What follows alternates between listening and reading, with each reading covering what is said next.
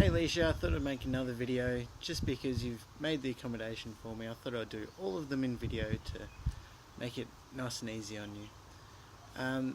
The last prompt, which is a really good one, which I've actually done a lot with through other careers and even in placement, is the self-talk, and that feeling where people really put themselves down and sometimes feel helpless, or on the positive side when they use it to build themselves up and go, yeah, I can do this, and then most of the time they can go and do it. Some really good examples. We'll go the helplessness first, and then we'll go the other way. The helplessness one was this little kid in placement, hated reading and writing, so you're like similar circumstances to me, but the teacher didn't really allow for it too much, which really put this kid in a hard place. And because I wasn't allowed full control, it was quite hard to watch this happen. But every time we had to do creative writing, this kid just shut down. And so I went over and started chatting to him, and he was saying, I can't do it, I'm dumb, no, I don't want to do it, and would just shut down completely and not even give it a go.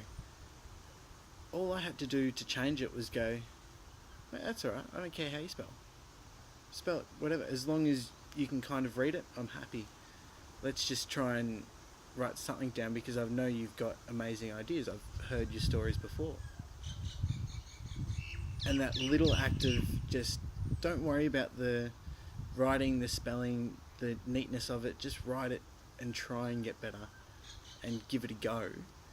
This kid ended up writing an amazing little paragraph, which was the most that he wrote all year, which I thought was just, and I got that out of him, just out of a little bit of help, pushing that confidence. A good example of the self-talk was, we do it a lot in outdoor work, because you're taking kids so far out of their comfort zone that they just instantly think they can't do it, won't do it, no, I can't do it. And you're like, well, if you can't, fair enough, I'm not going to push you. And you just let them kind of figure it out, and you watch them go through this process of seeing their friends do it, and they're like, well, if they can do it, I can do it. And you're like, exactly, do you want to give it a crack? And it's just letting them, knowing when to push and when to hold back is a really fine art.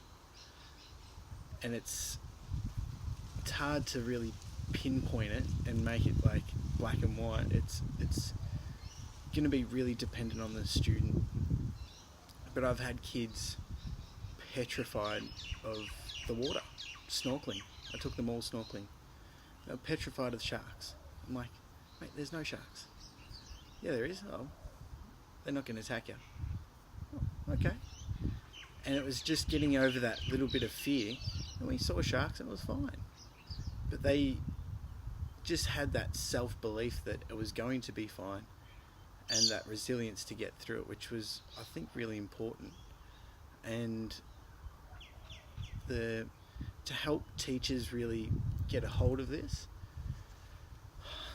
it's hard. It's going to be time and effort, and putting people in those situations and noticing them and learning from them, I think, is the best thing you could do, is really understand like when to say something and when to hold your tongue, when to say, no, you'll be right, you can do it, or when to just sit back and watch them build themselves up.